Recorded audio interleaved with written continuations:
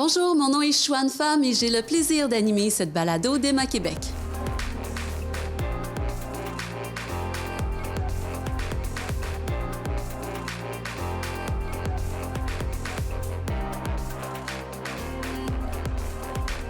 Pour la grande majorité des gens, Emma Québec s'occupe de recueillir et de donner du sang. C'est vrai, mais derrière cette grande façade, il y a également un grand laboratoire de recherche et de développement. Un laboratoire qui est peu connu, mais qui compte quand même une cinquantaine de personnes et plusieurs partenaires externes. Quand on pense à la recherche et développement dans le milieu de la santé, on pense souvent à la lutte contre le cancer ou à l'Alzheimer, mais à Emma Québec, le département sert à identifier des petits détails qui pourraient causer des problèmes, voire même des gros problèmes plus tard. Et bien sûr, on veut trouver des solutions. Quel genre de problème? Et pour en parler, j'ai à mes côtés deux experts en la matière. Tout d'abord, le docteur Marc Germain, qui est vice-président aux affaires médicales et à l'innovation à Emma Québec. Bonjour. Bonjour, Chouane. Et également, docteur Andrés Finzi, qui est professeur agrégé au département de microbiologie, infectiologie et immunologie de l'Université de Montréal et également titulaire de la chaire de recherche du Canada en entrée rétrovirale. Bonjour. Bonjour. Bien, d'entrée de jeu, vous travaillez tous les deux dans un domaine qui est très spécifique. Et lorsqu'on annonce des projets de recherche au grand public, souvent ces projets-là sont déjà entamés, voire quasiment terminés, et les équipes de recherche sont déjà rendues à l'étape suivante. Mais tout récemment, tous les deux, vous avez été interpellés dans un projet vraiment hors du commun et non le moindre, des études de séroprévalence pour la COVID-19.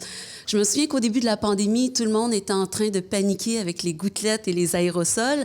Alors pourquoi vous, comment un spécialiste du sang peut contribuer à la lutte contre la pandémie? Bien, la petite histoire de ça, elle est assez simple. C'est que dans les toutes premières semaines de la pandémie, si vous vous souvenez, une des préoccupations, ou enfin une des grandes questions, c'est de savoir à quel moment la population va atteindre ce qu'on appelle l'immunité de groupe, l'immunité collective qui nous protégerait en attendant d'avoir un vaccin. C'était une des questions qui se posaient. Et donc, l'intérêt des gens qui étaient impliqués directement avec le suivi de la pandémie, c'était d'essayer d'identifier quelle était la proportion de la population qui était infectée par le virus. On se souvient qu'il y a eu une première vague. Et là, les gens en santé publique ont identifié, ont imaginé toutes sortes de façons pour évaluer la progression de la pandémie dans la population. À peu près au même moment, nous, à Emma Québec, on a commencé, évidemment, à échanger avec nos collègues, en particulier sur la scène internationale. Et puis, ce sont nos collègues hollandais qui, les premiers, je ne sais pas si c'est les premiers à l'avoir fait, mais ce sont les premiers à avoir proposé l'idée d'utiliser les donneurs de sang comme une population témoin, si on veut, pour essayer d'évaluer la progression de la pandémie dans cette population-là, comme pouvant refléter ce qui se passe dans la population générale.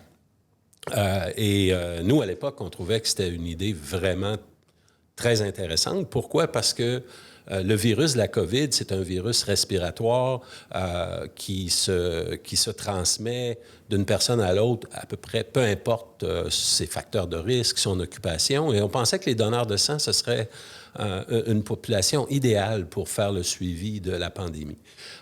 Nos collègues de la santé publique, ne connaissant pas très bien l'environnement du don de sang, n'ont pas spontanément pensé à cette option-là. Alors, on les a appelés. Et puis, on leur a expliqué ce qu'on faisait au quotidien, parce qu'évidemment, en temps de pandémie, on doit continuer à prélever du sang. C'est presque 1000 dons qu'on prélève par jour. On leur a expliqué, écoutez, on a accès à 1000 échantillons par jour. On peut très rapidement vous dire quel est l'état de la progression de la pandémie en tirant avantage de ces échantillons-là. Je dois dire qu'au début, il y avait une certaine, pas résistance, mais les gens étaient un peu perplexes parce que ça s'est fait dans le passé d'utiliser les donneurs de sang comme témoins de la population, mais ça s'est fait rarement, puis c'était pas très publicisé. Ça a pris à peine quelques jours pour convaincre les collègues de la santé publique que ce serait probablement une approche intéressante. Évidemment, la santé publique n'a a fait des études dans d'autres populations. En particulier, on sait que chez les enfants, évidemment, les enfants ne font pas de don de sang, alors ils ont fait des études dans les populations pédiatriques. Mais dans la population adulte, vraiment, je pense que les donneurs de sang, ça a été la population cible qui a été la plus importante pour faire le suivi de la progression de la pandémie. Alors, c'est comme ça qu'a été conçue la première étude de séroprévalence là, qui s'est faite dans les quelques 2 ou 3 mois suivant le début de la pandémie. Donc, vous avez approché la santé publique et, ultimement, l'offre a été acceptée. Et comment s'est greffé Dr Finzi à ce projet-là? Donc, pour moi, mon domaine d'expertise, c'est ce qu'on appelle les glycoprotéines d'enveloppe du virus du sida. Autrement dit, la clé d'entrée que les virus du sida utilisent pour infecter les cellules. Et donc, au cours des années, depuis que j'ai mon laboratoire, j'ai développé toutes sortes d'outils pour étudier cette clé. Et je me suis dit, mais je pourrais être une sorte de serrurier moléculaire. On va changer la clé, mais on va prendre les mêmes outils. Ce qui me permet d'avoir des matériaux, des réactifs de très haute qualité et des essais qu'on avait déjà validés avec le VIH, mais pour les utiliser sur le SRAS-CoV-2, sur la clé d'entrée du SRAS-CoV-2. Donc, immédiatement, on a commencé à parler avec Héma-Québec. On a eu des échanges. On a développé les bouts de clés qu'on avait besoin pour faire des études de séroprévalence que Marc a parlé. Puis après, il fallait mettre au point les essais, puis il fallait les valider. Et je me rappelle qu'au début, c'était un peu problématique parce que pour le valider, ça prend des personnes qui ont été infectées, des personnes qui ne l'ont pas été pour le valider. Au début, on avait un seul échantillon. C'était les plus forts et c'était les plus bas. Et tranquillement, il a fallu qu'on augmente. Et ils ont fait...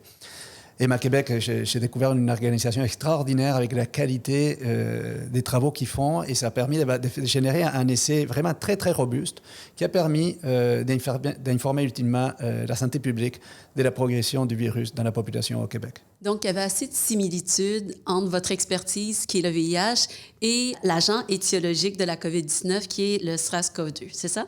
Oui, donc ces deux virus-là utilisent une clé qui a 3 morceaux et les similitudes s'arrêtent là. Mais je connais assez bien celle du VIH et j'avais évidemment fait la littérature comme tout le monde. Au début de la pandémie, tous les laboratoires étaient fermés, tout était à l'arrêt, donc on avait du temps pour s'instruire.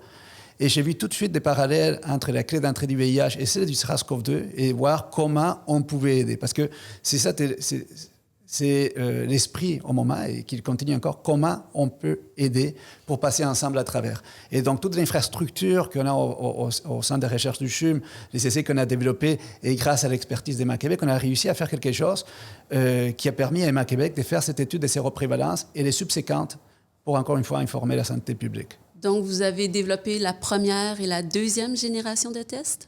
On l'a développé ensemble, vraiment, main dans la main. Je ne connaissais pas Zoom, mais là, des appels virtuels, là on ne pourrait pas s'en passer. On échangeait, je me souviens, certaines personnes chez Héma-Québec, notamment René Bazin, on avait des Zooms à 6 heures du matin, ça s'est ralenti un peu maintenant, là, mais à tous les jours, pour voir les données en temps réel, essayer de les développer. Donc, ça a été développé ensemble. Puis après, c'était validé avec le département de qualité, je ne me souviens pas exactement le nom que vous savez, mais qui est extraordinaire au niveau de la qualité des produits pour s'assurer que les tests étaient suffisamment robustes pour informer la santé publique. Dans ce cas-ci, je ne sais pas qui a appelé qui pour que vous puissiez former un duo de rêve, mais c'est ensemble former une équipe toute désignée pour ça? C'est une très bonne question. Je sais que c'est pas moi qui ai contacté Andrés. Je dois avouer qu'avant la pandémie, je connaissais de réputation, mais c'est tout. Je pense que René est probablement celle qui est entrée en contact en premier avec Andrés pour la mise au point du premier test de sérologie. Puis ensuite, ça a déboulé. Parce que ce qu'Andrés... explique, il faut comprendre que la toute première étude et le besoin de la santé publique, il était assez simple. On voulait savoir quelle est la proportion des gens qui ont fait l'infection. Parce qu'on savait, évidemment, dans la population, les gens qui faisaient l'infection, qui avaient des symptômes, il y en a qui allaient se faire tester. Mais on sait qu'il y a des gens qui ont peu de symptômes qui ne se font pas tester dans le réseau public.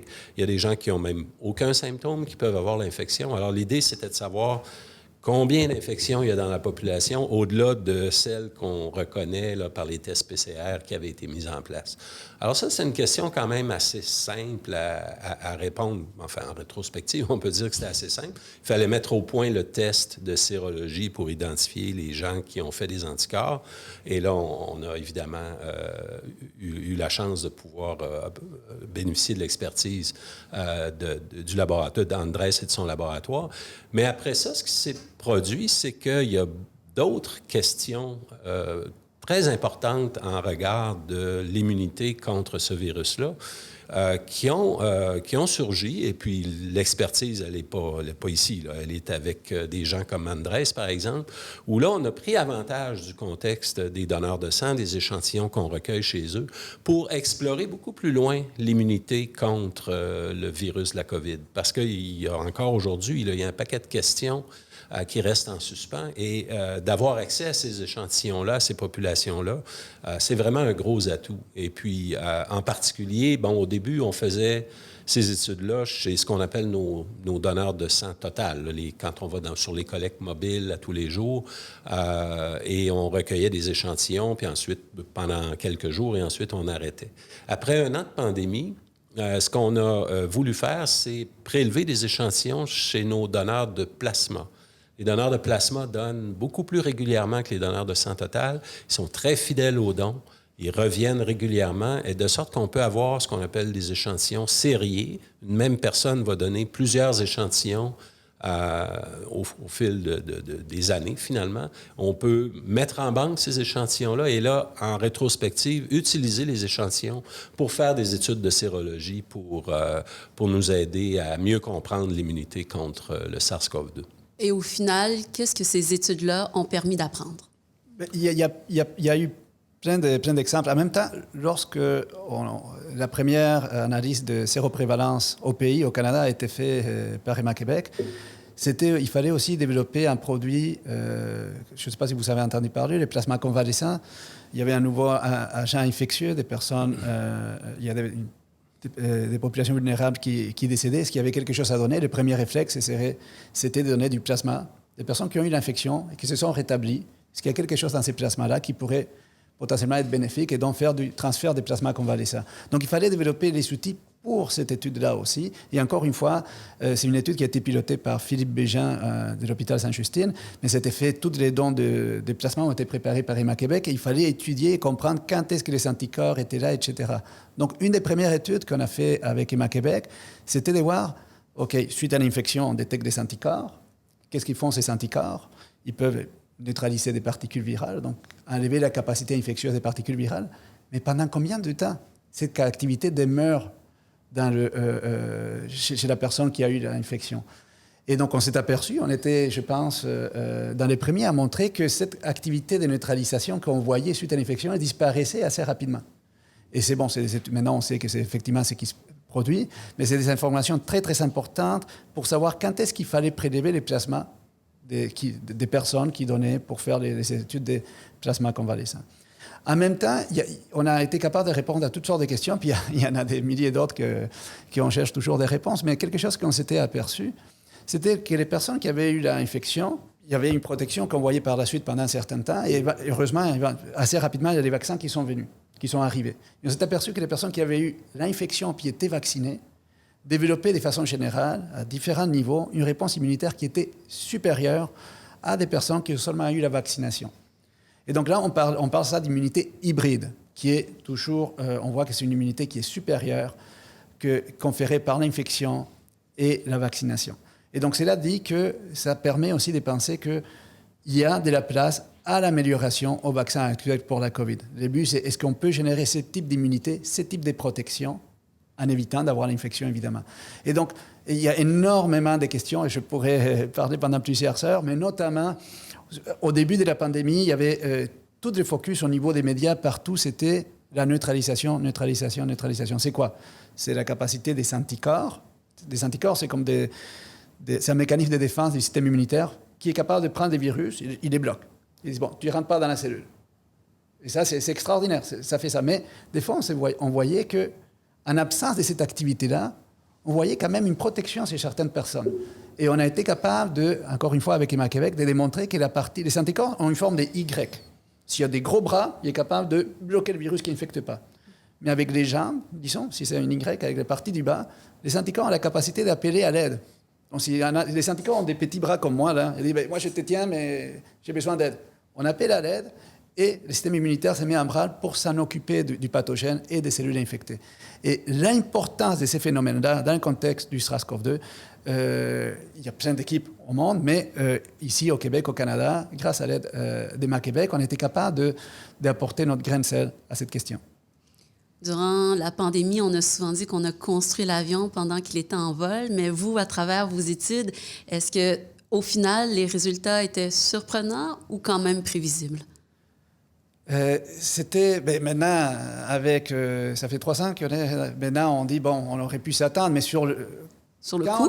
Au début, c'était quelque chose, quand j'ai commencé à travailler sur les SARS-CoV-2, mais j'avais rien. J'avais l'expertise, mais je n'avais pas un seul morceau d'ADN pour produire les bouts de clés dont j'en avais besoin. Donc, c'était difficile. Oui, là, maintenant, évidemment, c'est un virus respiratoire. Il y a beaucoup de choses que, avec les reculs, on voit on aurait pu s'attendre. Mais faut-il, entre s'attendre à un phénomène et le prouver, c'est 2 choses différentes. Et je pense qu'il y a de très, très bonnes recherches qui ont été mises en branle pour répondre à ces questions-là. Avec ces études-là, vous dites que, Andrés Finzi, vous dites qu'il y a encore 1000 questions à laquelle on pourrait répondre, mais avec ces études de prévalence-là, est-ce qu'elles pourraient servir à autre chose, pour d'autres étapes plus tard? En ce qui concerne la COVID ou en ce qui concerne... En ce qui concerne la COVID, peut-être une autre expertise. Les études se poursuivent pendant qu'on parle, effectivement. Puis, une surprise, je dois dire, qu'on a eue, je crois que nous tous, c'est quand la vague Omicron, quand le virus Omicron a frappé il y a un peu plus qu'1 an, on se souvient que le message était à l'effet que la souche est très contagieuse. Alors là aussi, la grande question, c'était de savoir combien de gens vont se faire infecter par le variant Omicron. Et depuis janvier de l'an dernier, on a estimé là, à intervalles réguliers quelle était sa progression dans la population.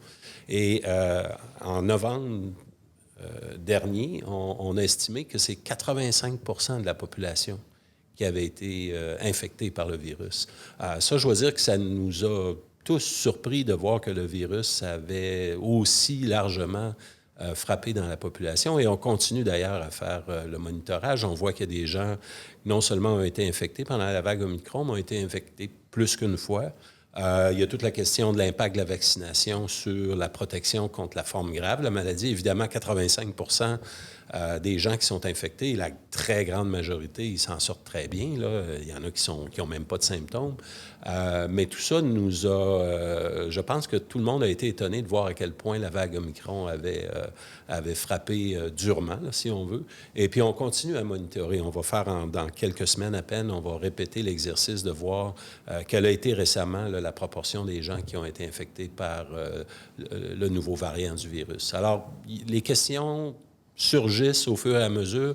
Oui, la pandémie est beaucoup moins préoccupante qu'elle l'était il y a même encore 1 an, mais il y a encore possibilité de résurgence de l'infection dans la population. Il y a des nouveaux variants qui peuvent arriver. Alors, c'est sûr qu'il y aura d'autres questions qui vont se poser. Lesquelles, puis dans quel ordre, ça, l'avenir va nous le dire. Ceci dit, le département de recherche et développement à Héma-Québec existe depuis bien longtemps avant la pandémie. Il y a 2 branches, si je comprends bien, une pour les opérations, l'autre pour l'innovation. Pouvez-vous expliquer ces 2 branches-là? Oui, en fait, ce n'est pas 2 branches clairement séparées. Là. C'est deux fonctions principales. Une première fonction qui est ce qu'on appelle la recherche à caractère plus opérationnel, c'est-à-dire que on va se poser des questions de recherche pour répondre à un enjeu là, qui est au quotidien pour nous. Alors, un exemple de ça, c'est, par exemple, on doit transporter les produits sanguins de l'établissement vers le centre hospitalier, dans toutes sortes de conditions de température. Il faut que la qualité des produits soit préservée. Et ça a l'air de rien, mais ce qu'on appelle dans le jargon la chaîne de froid, là, maintenir la température des produits, c'est tout un enjeu technique, un enjeu d'ingénierie essentiellement. Et en même temps, on doit avoir des contenants pour transporter les produits qui puissent être manipulés par les personnes. Il ne faut pas que ce soit trop lourd, il faut que ce soit robuste. Alors, il y a un groupe chez nous qui, depuis plusieurs années déjà, là, s'attaque à ce genre d'enjeu-là, pas seulement pour les produits sanguins, mais pour tous les produits qu'on doit livrer dans les hôpitaux ou qu'on doit déplacer d'un établissement à l'autre. Alors ça, c'est le genre de questions opérationnelles là, qui font appel à l'expertise de nos chercheurs dans le groupe de R&D. Donc, pour tester cette chaîne de froid-là, tous ces tests de procédés, donc vous utilisez du vrai sang? Ça peut arriver, effectivement, qu'on utilise du vrai sang, parce qu'en bout de ligne, si on veut faire la démonstration qu'on préserve la qualité du produit, ça prend un véritable produit pour, en bout de piste, faire des tests qui démontrent que la qualité a été préservée. Évidemment que dans les étapes préliminaires, on ne va pas nécessairement utiliser des produits sanguins parce qu'on veut les utiliser à bon escient. Ils sont quand même fournis par des donneurs et on doit les utiliser correctement. Mais oui, dans certaines situations, on va utiliser des produits qui sont fournis par des donneurs. Et pour des fins de recherche, est-ce que vous pouvez utiliser différents types de sang que normalement vous n'utiliserez pas pour donner à une personne, mais est-ce que vous pouvez ratisser plus large? Bien, généralement, on va prélever les produits qui correspondent à ceux qu'on offre aux hôpitaux pour qu'ils soient administrés aux patients. Sauf que pour faire les tests dans un environnement de recherche et développement, on a accès à des donneurs pour la recherche, c'est-à-dire des gens qui ne peuvent pas donner leur sang pour la transfusion pour toutes sortes de raisons, mais qui peuvent fournir un produit qui sera utilisé pour des fins de recherche et développement. Alors, et dans ces situations-là, on va prélever les dons de sang exactement de la même manière comme on les prélève chez nos donneurs réguliers. Et ça peut être différents produits, des culoglobulaires, des granulocytes, du plasma, des plaquettes. Mais à l'image de ce qu'on fait dans nos opérations normales de prélèvement de dons de sang. Donc, c'est vrai au niveau des opérations pour le sang, mais comme vous le dites, c'est vrai aussi pour tout ce qui est plasma ou les cellules souches. Pouvez-vous nous donner quelques exemples? Bien, oui, parce que un autre exemple, c'est par exemple les tissus humains destinés à la transplantation. Quand on veut développer une nouvelle ligne de produits où on doit transformer le tissu humain, et là, dans ce contexte-là, on va prélever des tissus humains qui autrement auraient servi pour la greffe, mais on va les utiliser en laboratoire pour développer des nouvelles méthodes de préparation des tissus. Et ça s'applique dans à peu près toutes les lignes de produits. Le lait maternel, même chose. Le lait qui est considéré, qui ne se qualifie pas pour l'attribution dans les hôpitaux, peut être utilisé pour des fins de recherche, par exemple, évaluer le contenu nutritif ou ce genre d'évaluation. Et en terminant, pour la branche que vous ne qualifiez pas vraiment de branche innovation, mais ce secteur-là qui est plus axé sur l'innovation, ça dépasse le niveau opérationnel? Bien, c'est ça. Il y a des projets où les questions de recherche sont à plus long terme, je dirais, ou visent, par exemple, à expliquer un mécanisme d'action d'un certain produit pour faire avancer nos connaissances pour éventuellement en arriver peut-être à améliorer la qualité des produits, mais pas à très court terme. Là. Ce sont des projets qui vont se dérouler sur plusieurs années, souvent en collaboration avec des experts ailleurs qu'à Emma Québec, pour explorer des questions un peu plus fondamentales sur la nature de nos produits, leur mécanisme d'action, comme je disais. Et ces projets-là, très souvent, on va aller, comme je le disais, on va aller demander la collaboration d'experts à l'externe, comme on le fait, par exemple, pour la COVID avec Andrés. Quand il y a une serrure avec 3 têtes, c'est ça? On se tourne vers Oui, M. absolument. Finzi. Dr Andrés Finzi, Dr Marc Germain, merci beaucoup d'avoir participé à cette émission. Merci à vous. Merci. Voilà, c'est ce qui complète cette émission sur la recherche et développement, une émission spéciale développée par Emma Québec. Au plaisir de vous retrouver pour un prochain balado.